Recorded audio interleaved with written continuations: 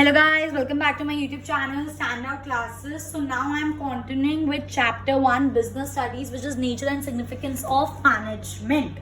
Last video में हम लोगों ने कैरेक्टरिस्टिक्स से पहले तक कंप्लीट कर लिया था एंड आई होप वो चीज़ आपको अच्छे से समझ आ गई होगी.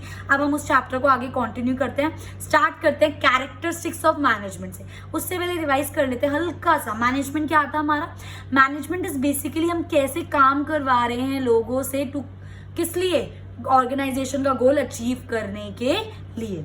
ठीक है, और that too in effective and efficient manner. ये सब मैंने आपके साथ डिटेल में अपनी प्रीवियस वीडियो में डिस्कस करा है. अब हम स्टार्ट कर रहे हैं आगे characteristics of management, which is our next topic. ठीक है गाइस, मैंने ये चीज हमेशा बोली है अपनी हर बिजनेस वीडियोस में. मैंने ये चीज बताई है, चाहे वो 11th की हो चाहे वो 12th की हो.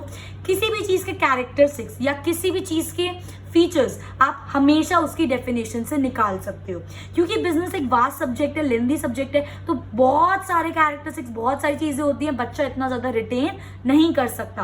तो अगर बाय चांस फॉर एग्जांपल आपको एग्जाम में नहीं याद रहता है कि मैनेजमेंट के क्या कैरेक्टरिस्टिक्स थे, घबराने की जरूरत नहीं है. आपको डेफिनेशन तो याद है ना कैरेक्टरिस्टिक्स की, बस वही बहुत है. तो हमेशा आप कैरेक्टरिस्टिक्स या फीचर्स अपने डेफिनेशन से डिराइव कर सकते हो, तो आपको किसी चीज की कोई डरने की बात नहीं है. ठीक है, अब हम स्टार्ट करते हैं कैरेक्टरिस्टिक्स ऑफ मैनेजमेंट. ठीक है, बेसिकली हम क्या डिस्कस कर रहे हैं?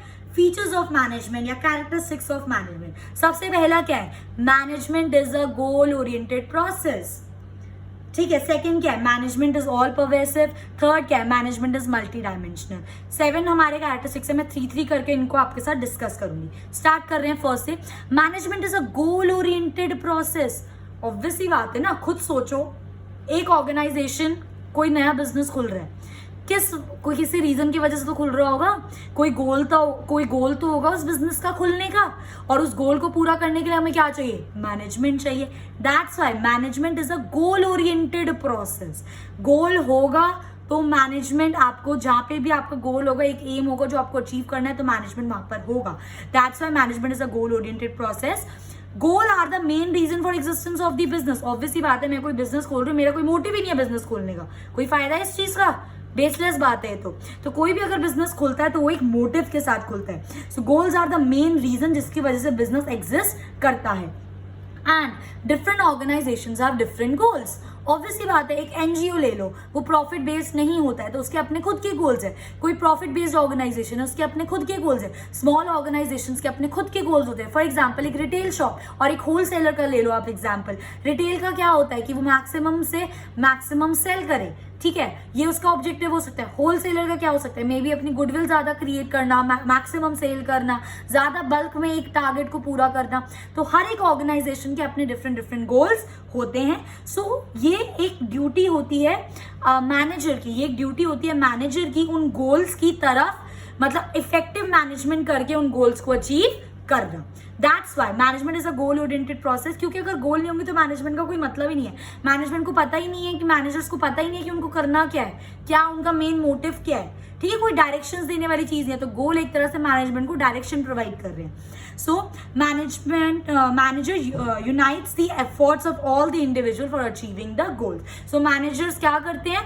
मैनेजमेंट बेसिकली किस चीज में हेल्प करती है? डिफरेंट लोगों के एफर्ट्स को हम यूनाइट करते हैं. हर अलग every different people is working different task. हर बंदा अलग अलग टास्क कर रहा है एक ऑर्गेनाइजेशन में, तो हम उसको चीज को यूनाइट करते हैं टू अचीव दी ऑर्गेनाइजेशन गोल. तो ये चीज मैंने प्रीवियस वीडियो में भी डिस्कस करी थी. और क्यों ना हो, हम लोग यहाँ पे कैरेक्टरिस्टिक्स पढ़ रहे हैं. जब हम मैनेजमेंट की डेफिनेशन अच्छे से पढ़ चुके हैं तो उसके कैरेक्टरिस्टिक्स उससे रिलेटेड ही होंगे. ठीक है, सो हमने यहाँ पे पढ़ा management is a goal oriented process. Second आता है मैनेजमेंट इज परवेसिव. जहां पे भी आपको बिजनेस में वर्ड परवेसिव दिख जाए ना, इसका मतलब होता है यूनिवर्सल. इसका मतलब होता है यूनिवर्सल. Management is universal. आप इंडिया में हो, आप यूएस में हो, आप ब्राजील में हो, आप कहीं पर भी हो दुनिया के कोने में, मैनेजमेंट हर जगह होगी. Activities involved in management are universal. जो भी आपकी एक्टिविटीज होती हैं, आप फंक्शन समझ लो, planning, organising, staffing, directing, controlling, ये 4 फंक्शंस होते हैं मैनेजमेंट के, जो मैंने बताए थे आपको प्रीवियस वीडियो में। ठीक है, ये हर जगह परफॉर्म होंगे। बस फर्क इतना हो सकता है कि इंडिया का कल्चर अलग है तो वो मे बी उस मैनेजमेंट को डिफरेंट तरीके से परफॉर्म करे, यूएस का कल्चर अलग है तो मे बी वो मैनेजमेंट को डिफरेंट तरीके से परफॉर्म करे। समझ लो, मैनेजमेंट इज यूनिवर्सल, हर जगह, हर ऑर्गेनाइजेशन, दुनिया के किसी भी कोने में मैनेजमेंट होगी, बट बस ये हो सकता है कि उनको करने का तरीका अलग हो। वो भी किस वजह से, क्योंकि हर कंट्री का अपना कल्चर होता है, हर कंट्री की अपनी हिस्ट्री होती है। ठीक है, so activities involved in management are universal and all over the world, only they may differ due to culture, history, etc.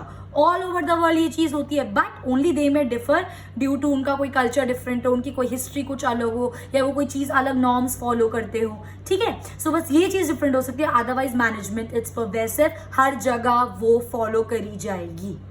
Okay, सो ये हमने पढ़ लिया, management is goal oriented, management is pervasive. Next आता है मैनेजमेंट इज मल्टी डायमेंशनल। मैंने इसको यहाँ पर सॉल्व करा हुआ है क्योंकि थोड़ा सा वास्ट था। Management is multi dimensional. Multi dimensional का मतलब क्या होगा, इसके कुछ लेवल्स होते हैं, जैसे कि 3 लेवल्स हैं आपके सिलेबस में, that is management of work, management of people and management of operation. सीधी सी बात है यार, सबसे पहले हम मैनेजमेंट कर रहे हैं, हम किस चीज को मैनेज कर रहे हो, काम को मैनेज कर रहे हो ना। सेकेंडली, उस काम को कौन करेगा, लोग करेंगे, तो लोगों को भी मैनेज करना पड़ेगा। थर्डली, हम काम को और लोग को मैनेज क्यों कर रहे हैं, ताकि हम अपना जो डिजायर टारगेट है, जो काम है, उसको पूरा कर सके। वही होता है मैनेजमेंट इज मल्टी डायमेंशनल। जैसे मैंने स्टार्ट करा मैनेजमेंट ऑफ वर्क से। ठीक है, सारे ऑर्गेनाइजेशन किससे चलते हैं, काम के लिए तो खुले हैं, काम ही करते हैं वो। So all organisations are there for performance of some work. बिल्कुल सही बात है, कोई फालतू में तो कोई ऑर्गेनाइजेशन खुली नहीं है, they are there for performing some work. So management का काम क्या होता है, उस वर्क को ट्रांसलेट करना गोल्स में। अगर मैं विदाउट एमलेस, विदाउट एनी गोल काम करे जा रही हूँ, उसको कोई रिजल्ट नहीं है, समझ रहे हो। सो वो काम को एक गोल में कन्वर्ट करना किसका काम है, मैनेजमेंट का काम है। So management translate these works into goals. ठीक है, और वो कैसे ट्रांसलेट करती है, management helps in solving the problems, management helps in effective decision making, proper budget prepare करना, किस बंदे को ऑर्गेनाइजेशन में क्या ड्यूटी देनी है, कितना काम करना है, ये सारा काम भी कौन डिसाइड करता है, मैनेजमेंट डिसाइड करती है। दैट्स वाई मैनेजमेंट ने क्या करा, देखो इतने सारे काम को एक गोल में, एक प्रॉपर वे में कन्वर्ट करा, समझे। So management is multi dimensional में पहले हमें काम को अच्छे से मैनेज करना है। काम को अच्छे से कौन मैनेज करता है, मैनेजमेंट हेल्प करती है मैनेजमेंट में। ठीक है, नेक्स्ट इज, अब उस काम को कौन कर रहा है, पीपल, तो लोगों का मैनेजमेंट भी तो बहुत इंपॉर्टेंट हुआ। So human resources are the greatest asset of the organisation. ये तो आप भी मान रहे हो, मैं भी मान रही हूँ, बिना लोगों के एक ऑर्गेनाइजेशन नहीं चल सकती। Human resource are the major source. ठीक है, so getting work done from the people is an important task. अब हमने उनको काम दे दिया, वो काम नहीं कर रहे हैं, वो पैशनेट नहीं है काम को लेके, तो फायदा क्या है, काम करेगा कौन। सो मैनेजमेंट का पहला काम होता है उस काम को अच्छे से ऑर्गेनाइज करना। हमने यहाँ पे कर लिया, हम प्रो बन गए, मैनेजमेंट ऑफ वर्क अच्छे से कर लिया हम लोगों ने। अब मैनेजमेंट ऑफ पीपल, काम करने वाले लोग, उनसे काम निकलवाना, ये भी मैनेजमेंट का काम है। ठीक है, ठीक है। अब इसमें हम कैसे कर सकते हैं, दो तरीके से हो सकता है, dealing with the employee at the individual level या फिर dealing with the employee at the group level. Obviously बात है, ऑर्गेनाइजेशन में दोनों तरह के काम चलते हैं, इंडिविजुअल लेवल पे भी काम चलता है और मेजरली ग्रुप लेवल पे भी काम चलता है। तो आपको जो इंडिविजुअल लेवल पे काम कर रहा है उसको भी संभालना है, और जो बहुत सारे लोग ग्रुप लेवल पे काम कर रहे हैं उनको भी संभालना है, क्योंकि अल्टीमेटली हमें काम करवाना है। काम नहीं होगा तो ऑर्गेनाइजेशन के गोल्स अचीव नहीं हो पाएंगे। ठीक है, हम ये क्यों कर रहे हैं, main thing is to make them work towards the goal. चाहे हम इंडिविजुअल को संभाले चाहे हम ग्रुप को संभाले, हमारा मेन काम है हमारे गोल्स को अचीव करना। उसी तरह नेक्स्ट आता है हमारा इसके अंदर मैनेजमेंट ऑफ ऑपरेशन। अब देखो, वर्क को मैनेज कर लिया, लोगों को मैनेज कर लिया, अब उसके बाद मैनेजमेंट ऑफ ऑपरेशन। वर्क और लोगों को मैनेज क्यों कर रहे हैं, काम के लिए। तो ऑपरेशन इज बेसिकली जो हम इनपुट अपना एक ऑर्गेनाइजेशन में लगा रहे हैं उसको भाई आउटपुट में कन्वर्ट करना है। ठीक है, जो मैं रॉ मटेरियल या जो भी मैं चीजें अपनी इनपुट लगा रही हूँ, मुझे आउटपुट तो चाहिए अच्छा सा। और आउटपुट कैसे आएगा? जब मेरा वर्क अच्छे से होगा और वो लोग उसको अच्छे से करेंगे. That's why management of operation is another dimension of management, another dimension of management which is converting input into output. और ये तभी होगा जब आपका मैनेजमेंट ऑफ वर्क और मैनेजमेंट ऑफ पीपल अच्छे से होगा. तो एक लाइन यहाँ पे और ऐड ऑन कर सकते हो, ये चीज तभी होगी जब आपका मैनेजमेंट ऑफ पीपल और मैनेजमेंट ऑफ वर्क अच्छे से होगा. सो आई होप ये चीज आपको क्लियर हो गई होगी. Management is a goal oriented process, it's pervasive, it is multi dimensional. Next आता है हमारा management is a continuous process, then it is a group activity and it is a dynamic function. ठीक है, ये तो सीधी सी बात है. Management is a continuous process. कल मैंने आपको पढ़ाया था मैनेजमेंट के कुछ फंक्शंस होते हैं, हमने फंक्शंस करे थे विच वो सिर्फ नाम पढ़ा था, planning, organising, staffing, directing, controlling. ठीक है, अब ऐसा नहीं होता कि चलो मैंने एक काम करते, एक एग्जाम्पल लेते हो, एक मैनेजर है, उसने अच्छे से प्लान करा, उसने अच्छे से चीजें ऑर्गेनाइज कर ली, उसने लोगों को भी रिक्रूट कर लिया, रिक्रूट मतलब हायर कर लिया काम के लिए. ठीक है, प्लानिंग हो गई, ऑर्गेनाइजिंग हो गई, स्टाफिंग हो गई, डायरेक्टिंग, सुपरवाइज भी अच्छे से कर लिया और उनको गाइड करा कि कैसे कैसे करना है, फिर उनको कंट्रोल इज बेसिकली सुपरविजन. अब ऐसा थोड़ी होगा कि एक बार planning, organising, staffing, directing, controlling हमने सब कर लिया, हमने सारे मैनेजमेंट के फंक्शंस कर लिए, हमारा काम खत्म. ऐसा होता है? अब ये फिर से स्टार्ट हो जाएगा जब आपका कंट्रोलिंग हो गया ना. जब हम कंट्रोलिंग चैप्टर पढ़ेंगे ना, उसमें पढ़ेंगे कैसे कंट्रोलिंग ऑटोमेटिकली नेक्स्ट प्लानिंग को जन्म देता है. ऑटोमेटिकली जहाँ पे कंट्रोलिंग हो गई, क्योंकि कंट्रोलिंग में हम सुपरवाइज कर रहे हैं. अब ऐसा तो नहीं होता कि मैंने जो काम करा वो बिल्कुल परफेक्ट हो गया, काम खत्म. हमेशा कोई ना कोई कहीं पे लूप होल्स, डेविएशंस रह जाते हैं. तो उस चीज को आइडेंटिफाई करना कि कंट्रोलिंग जब मैं सुपरवाइज कर रही हूँ अपना काम, भाई कहाँ पर कमी रह गई. अब उस कमी को ठीक करने के लिए फिर से प्लानिंग, फिर से ऑर्गेनाइजिंग, फिर से स्टाफिंग, फिर से डायरेक्टिंग, फिर से कंट्रोलिंग. तो मेरे कहने का मतलब यह management is a continuous process. ये नहीं कि प्लानिंग से कंट्रोलिंग तक सारी चीजें कर ली तो आपका काम खत्म. कंट्रोलिंग स्टेज पे हमें पता चलता है कि कहाँ कहाँ पे कमी रहेगी, क्योंकि कोई चीज परफेक्ट नहीं होती, तो फिर से हम लोगों को सारी चीजें परफॉर्म करनी पड़ती है. ठीक है, so it is a continuous function but with separate process. Continuous function है बट प्रोसेस अलग है. Planning, organising, staffing, directing, controlling, ये चलता रहेगा थ्रू आउट द ऑर्गेनाइजेशन. मैं छोटा सा भी काम करूंगी ना, throughout the life of the organisation मेरा planning, organising, staffing, directing, controlling चलता रहेगा, चलता रहेगा, चलता रहेगा. भाई ऑर्गेनाइजेशन ग्रो भी करती है, ऑर्गेनाइजेशन में बहुत सारे चेंजेस भी आते हैं. ठीक है, तो ये चीज तो कभी रुक ही नहीं सकती विदाउट मैनेजमेंट. ऐसा तो नहीं हो सकता एक बार इफेक्टिव मैनेजमेंट कर ली, एक साल बहुत ज्यादा प्रॉफिट हो गया, अब आगे वाले साल में मैनेजमेंट करने की जरूरत ही नहीं है. ऐसा नहीं होता. That's why management is a continuous process. Moving on, management is a group activity. अकेला बंदा मैनेजमेंट नहीं ढंग से कर सकता. ठीक है, खुद सोचो यार, डिफरेंट पीपल होते हैं, डिफरेंट लोग होते हैं एक ऑर्गेनाइजेशन में, है ना, डिफरेंट लोग होते हैं. अब वो लोग जब आपकी एक ऑर्गेनाइजेशन ज्वाइन कर रहे हैं तो ये सोच के थोड़ी ना ज्वाइन कर रहे हैं कि हमें ऑर्गेनाइजेशन के गोल को अचीव करना है. वो तो अपने पर्सनल ऑब्जेक्टिव के लिए ज्वाइन कर रहे हैं ना, उनको अच्छी जॉब मिल रही है, उनको अच्छा रिकग्निशन मिल रहा है, इसलिए वो ज्वाइन कर रहे हैं. सही बात है. अब ये मैनेजमेंट का काम है, जब डिफरेंट लोग ज्वाइन कर रहे हैं अपने खुद के मतलब के लिए, तो कैसे उनसे काम निकलवाना है अपने ऑर्गेनाइजेशन गोल्स को अचीव करने के लिए. तो ग्रुप एक्टिविटीज अगेन इंपॉर्टेंट, क्योंकि एक ऑर्गेनाइजेशन एक बंदे से नहीं चल सकता. ठीक है, so different people with different needs आते हैं ऑर्गेनाइजेशन में, डिफरेंट बैकग्राउंड के लोग आते हैं, डिफरेंट नीड्स होती हैं उनकी. किसी को सैलरी अच्छी चाहिए होती है, किसी को पोजीशन अच्छा चाहिए होता है, किसी को कुछ अच्छा चाहिए होता है. बट हमें ऑर्गेनाइजेशन में क्या चाहिए? ऑर्गेनाइजेशन गोल अचीव करना. तो ये मैनेजमेंट का काम है कि कैसे उन डिफरेंट लोगों से काम करवाना है ताकि अल्टीमेटली हम ऑर्गेनाइजेशन के गोल को अचीव कर सकें. So every member has different purpose but they work together to achieve the common organisation goal. I hope ये चीज आपको समझ आ गई होगी. Next is your management as a dynamic function. ये चीज ना चैप्टर 3 में बहुत ज्यादा यूज होगी, तो ध्यान से समझना. डायनामिक का मतलब होता है गाइस, जो चीज स्टेबल नहीं है, कीप्स ऑन चेंजिंग. एक ऑर्गेनाइजेशन जिस एनवायरनमेंट में काम कर रही है ना, एनवायरनमेंट कभी स्टेबल नहीं होगा. एनवायरनमेंट चेंज होता रहेगा. कभी कोई पॉलिटिकल चीज की वजह से चेंज हो जाएगा, कभी कोई इकोनॉमिक कंडीशन चेंज हो रही है, कभी लोग के टेस्ट एंड प्रेफरेंसेस चेंज हो जाते हैं. तो एनवायरनमेंट कीप्स ऑन चेंजिंग. तो जैसे जैसे एनवायरनमेंट चेंज हो रहा है, it is very important for an organisation कि उन चेंजेस के हिसाब से चले. फॉर एग्जाम्पल एक काम करते हैं, एग्जाम्पल लेते हैं. मेरी ऑर्गेनाइजेशन में ना पहले मैं कंप्यूटर से काम कर रही थी. अब क्या हुआ, एनवायरनमेंट चेंज हुआ, न्यू टेक्नोलॉजी आ गई, लैपटॉप्स आ गए और सब कुछ न्यू आ गया. बट मैं वही घिसी पिटी अपने कंप्यूटर्स की टेक्नोलॉजी चला रही हूँ. मेरी ऑर्गेनाइजेशन चल पाएगी लॉन्ग रन में? नहीं चल सकती. इसलिए मैं आपको बोल रही हूँ इट इज वेरी इंपॉर्टेंट कि ऑर्गेनाइजेशन चेंज, एनवायरनमेंट चेंज होता है. एनवायरनमेंट बहुत ज्यादा डायनामिक है. डायनामिक मतलब इट कीप्स ऑन चेंजिंग. इसलिए management is also a dynamic function. अगर एनवायरमेंट बार बार चेंज हो रहा है तो ऑर्गेनाइजेशन को वो चेंजेस के साथ चलना पड़ेगा, और ऑर्गेनाइजेशन उन चेंजेस का तब चलेगा जब आपका मैनेजमेंट उन चेंजेस के साथ चलेगा। That's why management is a dynamic function, it should keep on changing with the environment. ये नहीं कि दुनिया आगे पहुंच गया वहीं पे हो, ऐसा नहीं होगा। So it should adapt itself to the changing environment. आई बात समझ। और इसका लास्ट है हमारा management is a intangible force. ठीक है, मैनेजमेंट ऑब्वियसली बात है, इंटैंजिबल का मतलब हमको पता है, हम लोग पढ़कर आ चुके हैं, 11th के अकाउंट्स हमने पढ़ी है।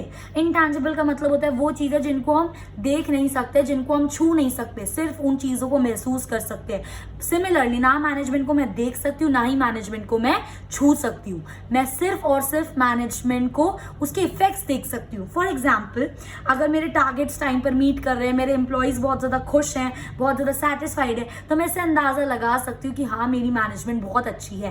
एंड वाइस वर्सा, इसका उल्टा भी एग्जैक्टली, अगर एम्प्लॉय खुश नहीं है, टारगेट ढंग से मीट नहीं हो रहे, मतलब मैनेजमेंट ढंग से नहीं हो रही। So it can be seen, it can only be felt in terms of like targets are met according to the plans, employees are happy, employees are satisfied. I hope ये चीज आपको क्लियर हुई होगी। So this was all about the characteristics of management. ठीक है, conceptual strong होना चाहिए, goal oriented होता है, पर्वेसिव होता है, मल्टी डायमेंशनल होता है, डायनामिक होता है, इंटैंजिबल होता है। ठीक है, और क्या था, ग्रुप एक्टिविटी होती है, कॉन्टिन्यूस प्रोसेस होता है। आप चाहो तो ना इनके कीवर्ड्स बना सकते हो। मैं यूजुअली मैंने आपको प्रॉमिस करा था जब मैंने अपनी फर्स्ट वीडियो स्टार्ट करी थी कि मैं आपको ट्रिक्स बताऊंगी कि आप उनको कैसे लर्न कर सकते हो। सो गाइज, जैसे हमने यहाँ पे कितना कुछ पढ़ा, यहाँ पे मैंने पढ़ा it is goal oriented, it's pervasive. तो इनका पहला पॉइंट लिख लो, गोल ओरिएंटेड है, पर्वेसिव है, मल्टी डायमेंशनल है, ग्रुप एक्टिविटी है, डायनामिक है, इंटैंजिबल है, और एक और था यहाँ पर विच इज कॉन्टिन्यूस प्रोसेस। ठीक है, अब मुझे ये आप अपने हिसाब से बनाना जो जैसे आपको कंफर्टेबल लगे, मैं बस आपको एक आइडिया दे रही हूँ। ठीक है, अब इससे अगर कुछ एक वर्ड सा बन रहा हो, जैसे जीडीपी बन रहा है, ठीक है, जाना पहचाना सा है जीडीपी, ठीक है, उसके बाद मेरा बन गया जीएमआईसी, बच गया। तो मतलब कैसे भी आप इन चीज़ों को अरेंज कर सकते हो, तो आपको ना ये याद रह जाएगा दैट कैरेक्टरिस्टिक्स ऑफ मैनेजमेंट का क्या था, जीडीपी जीएमआईसी, जीडीपी जीएमआईसी, जीडीपी जीएमआईसी। अगर यही दो चीज़ें आपको लर्न होगी तो आप पूरा कैरेक्टरिस्टिक्स का पूरा लिख सकते हो। जी से क्या हो गया, it is a goal oriented process. ठीक है, या फिर ग्रुप एक्टिविटी कुछ भी पहला लिख सकते हो। डी से it is a dynamic activity. P से क्या हो गया, पर्वेसिव इन नेचर। अगेन जी से क्या हो गया, अगर यहाँ पे गोल ओरिएंटेड तो यहाँ पे ग्रुप एक्टिविटी। एम से क्या हो जाएगा मेरा, मल्टी डायमेंशनल। आई से इंटैंजिबल, और सी से कॉन्टिन्यूस प्रोसेस। तो ये सब ट्रिक्स होती हैं इन चीजों को लर्न करने की। Okay guys, so this was all about characteristics. Our next topic in this video will be the objectives of management. Objectives क्या होते हैं, objectives, purpose, aim हमारा. So they are derived from the basic purpose. जो मेरा basic purpose है जिसके लिए मैंने अपनी organization खोली है, उन्हीं purpose वो मेरे क्या है, basically objectives है। तो एक organization 3 objective होते हैं. First is your organizational objective, next is your social objective, and third is your personal objective.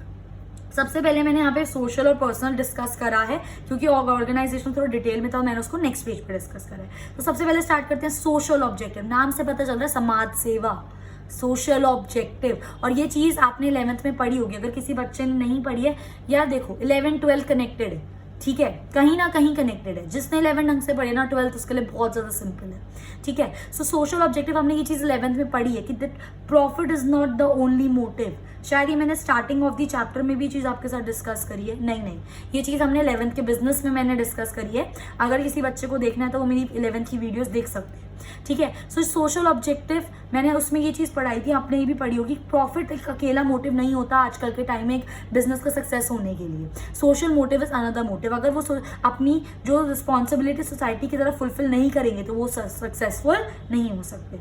तो वही है हमारा that social objective. It is basically क्या, बेनिफिट देना सोसाइटी को।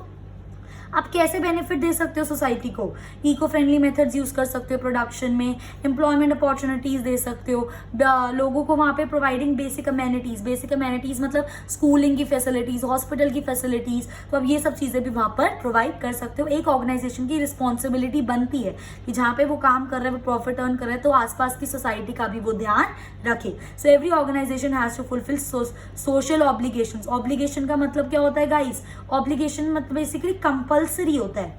उनको फिक कंपल्सरी है कि अपनी सोशल जो ऑब्जेक्टिव है उसको फुलफिल करना ही करना है। जो ऑर्गेनाइजेशन अपना सोशल ऑब्जेक्टिव फुलफिल नहीं करेगा वो सर्वाइव नहीं कर सकता। नेक्स्ट मेरा आता है गाइस पर्सनल ऑब्जेक्टिव।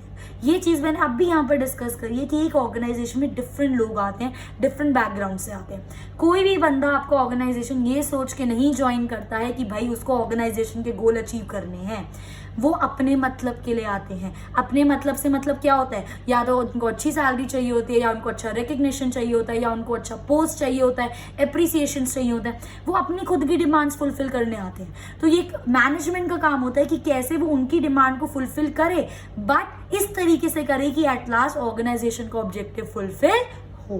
तो यहीं पे है that personal objective. Different people have different objective. क्या क्या हो सकते हैं, गुड सैलरी, रिकग्निशन। रिकग्निशन मतलब जब आप गुड पोस्ट पे पहुंच जाते हो, ठीक है। हायर लेवल ऑफ ग्रोथ, एक नेक्स्ट लेवल आपको ग्रोथ चाहिए। तो इन ऑब्जेक्टिव से लोग आपकी ऑर्गेनाइजेशन ज्वाइन करते हैं। वो आपके ऊपर डिपेंड करते हैं कि आपको उनका कैसे काम निकलवाना है जिससे उनके भी ऑब्जेक्टिव फुलफिल हो रहे हैं और एट लास्ट आपका ऑर्गेनाइजेशन का ऑब्जेक्टिव भी फुलफिल हो रहा है। अगर आप उनके ये ऑब्जेक्टिव्स फुलफिल नहीं करोगे, पर्सनल ऑब्जेक्टिव्स, वो आप पे टिकेंगे नहीं ऑर्गेनाइजेशन में, छोड़ देंगे ऑर्गेनाइजेशन। तो मैनेजमेंट का ड्यूटी है ये कि पर्सनल ऑब्जेक्टिव को भी फुलफिल करना है और इस तरीके से करना है कि अपने ऑर्गेनाइजेशन के ऑब्जेक्टिव भी फुलफिल हो। तो ये था हमारा social objective and personal objective. Next आता है मेरा ऑर्गेनाइजेशनल ऑब्जेक्टिव। क्या होता है organisational objective? It is the responsibility of the management to set the goals. Obviously बात है, किसकी रिस्पॉन्सिबिलिटी है गोल्स को सेट करना? काम कर रहे हैं हम, उसको गोल्स में कौन कन्वर्ट कर रहा है? मैनेजमेंट। अभी पढ़ाया था। So by taking care of interest, देखो, of all the stakeholders. Shareholders नहीं लिखा, 12th के बच्चों ये तो पता होगा। स्टेक होल्डर और शेयर होल्डर में क्या फर्क होता है गाइस? एक होता है शेयर होल्डर और एक होता है हमारा स्टेक होल्डर। क्या फर्क होता है इन दोनों में, स्टेक होल्डर और शेयर होल्डर में? शेयर होल्डर्स होते हैं नॉर्मल शेयर होल्डर जो आपकी कंपनी के शेयर्स खरीदते हैं। स्टेक होल्डर्स वो सारे लोग होते हैं जो आपकी कंपनी से एसोसिएटेड होते हैं, सारे डायरेक्टर्स, सारे एम्प्लॉयज, गवर्नमेंट, सारे वो लोग जो आपकी कंपनी में जिनका असर पड़ेगा। आपके शेयर होल्डर्स भी इसके अंदर आ गए, आपके डायरेक्टर्स भी इसके अंदर आ गए, आपके मैनेजर्स भी इसके अंदर आ गए, आपके एम्प्लॉयज भी इसके अंदर आ गए, आपके इन्वेस्टर्स भी स्टेक होल्डर में आ गए, आपकी गवर्नमेंट भी स्टेक होल्डर में आ गई। तो स्टेक होल्डर मतलब वो सारे लोग जो इफेक्ट होते हैं आपकी ऑर्गेनाइजेशन से, ठीक है। So it is very important एक ऑर्गेनाइजेशन के कि सारे स्टेक होल्डर्स के इंटरेस्ट का ध्यान रखना। इन्वेस्टर्स का क्या इंटरेस्ट होगा, उनको हाई रिटर्न मिले, तो वो भी ध्यान रखना पड़ेगा, ठीक है। गवर्नमेंट का क्या होगा इंटरेस्ट की टैक्स टाइम पर पे हो रहा है, आप सोसाइटी का ध्यान रखो, तो वो भी ध्यान रखना पड़ेगा। मैनेजर्स का क्या इंटरेस्ट होगा कि उनको अच्छी सैलरी मिले, उनको अच्छा रिकग्निशन मिले, तो वो भी ध्यान रखना पड़ेगा। शेयर होल्डर्स का क्या इंटरेस्ट होगा कि उनको मैक्सिमम रिटर्न मिले, जितने उन्होंने इक्विटी शेयर्स पे उनको मैक्सिमम रिटर्न मिले। तो इन सारे इंटरेस्ट का ध्यान रखना, उनको बोलते हैं हम स्टेक होल्डर्स। समझे मेरी बात? तो ये किसकी रिस्पॉन्सिबिलिटी है? ये अगेन ऑर्गेनाइजेशन के ऑब्जेक्टिव में आ जाता है। वही बात है, अगर आप स्टेक होल्डर्स के पर्सनल ऑब्जेक्टिव्स का ध्यान नहीं रखोगे, उनकी पर्सनल नीड्स का ध्यान नहीं रखोगे, तो आप अपने ऑर्गेनाइजेशन के ऑब्जेक्टिव्स को अचीव नहीं कर सकते। तो इसके अंदर 3 ऑब्जेक्टिव आ जाते हैं। पहला आता है सर्वाइवल, दूसरा आता है हमारा प्रॉफिट और तीसरा आता है हमारा ग्रोथ, ठीक है। सर्वाइवल का मतलब ऑब्वियसली बात है, अगर मैं एक ऑर्गेनाइजेशन खोल रही हूँ तो मेरे लिए बहुत ज्यादा इंपॉर्टेंट है उसको सर्वाइव करवाना, है ना। इन ऑर्डर टू सर्वाइव करना बहुत ज्यादा इंपॉर्टेंट है, शॉर्ट रन हो चाहे लॉन्ग रन हो। इसलिए मोटिव से तो हम खोल रहे हैं अपना ऑर्गेनाइजेशन। ये थोड़ी है 4 दिन खोला 5वें दिन बंद कर दो, नहीं। सर्वाइवल इज वेरी इंपॉर्टेंट और सर्वाइवल सिर्फ तब हो सकता है जब आप अपनी कॉस्ट कवर कर रहे हो। अगर आप अपनी कॉस्ट कवर नहीं कर पाओगे तो लॉस में जाओगे, तो आप ऑटोमेटिकली सर्वाइव नहीं कर पाओगे। So in order to survive organisation should earn enough revenue to cover the cost. Next आता है आपका profit. Again profit is very very important objective of the business, ठीक है। प्रॉफिट से एक पता है बिजनेस को पुश मिलता है कि भाई हम प्रॉफिट अर्न कर रहे हैं, हमें अच्छा अर्न कर रहे हैं, हम और अच्छा आगे करेंगे। So profit provides motivation to the organisation and it is very important अपने रिस्क को और अपनी कॉस्ट को कवर करने के लिए। एक होता है गाइस रेवेन्यू, जब हम अपनी सिर्फ कॉस्ट को कवर कर रहे हैं। इसका मतलब क्या है, देखो ना, ये आपने इको में पढ़ा होगा। एक होता है मेरा revenue is equal to cost. इसका मतलब मैं अपने ब्रेक इवन पॉइंट पर हूँ, ना ही मैं प्रॉफिट अर्न कर रही हूँ ना ही मैं लॉस अर्न कर रही हूँ, तो मैं सर्वाइव कर पा रही हूँ। बट जब मेरा रेवेन्यू ग्रेटर हो जाता है मेरे कॉस्ट से, दैट मीन्स मैं प्रॉफिट अर्न कर रही हूँ। समझ गए मेरी बात? और प्रॉफिट इज वेरी इंपॉर्टेंट किसी भी कॉस्ट को और किसी भी रिस्क को कवर करने के लिए। एंड लास्टली, हमने सर्वाइव भी कर लिया, हमने प्रॉफिट भी कर लिया, पर हमें सेम लेवल पे थोड़ी ना लेना है। विद टाइम हमें ग्रो करना है, तो growth is very important. So to create goodwill, growth बहुत ज्यादा इंपॉर्टेंट है। और ग्रोथ हमारी कैसे पता चलती है? अगर हमारी इंक्रीज इन सेल हो रही है, हमारे increase in number of employees हो रहे हैं, हमारी कैपिटल इन्वेस्टमेंट बढ़ रही है, हम लोगों ने कोई न्यू अपना ब्रांच खोला है, तो ये सारे साइंस है कि हाँ हमारी ऑर्गेनाइजेशन ग्रो कर रही है। So this was all about the objectives of the management. Simple सी बात है, 3 objective, organisational objective, social objectives and personal objective. नाम से ही पता चल रहा है ऑर्गेनाइजेशन में 3 चीजों का ध्यान रखना। एक होता है हमारा सर्वाइवल, एक होता है हमारा प्रॉफिट और एक होता है हमारा growth.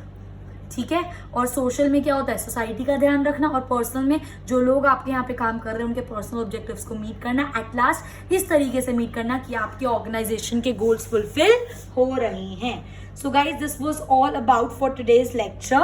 In next video, I'll be continuing with the chapter. I hope you like my video. If you like my video, please do like, share and subscribe. Thanks for watching.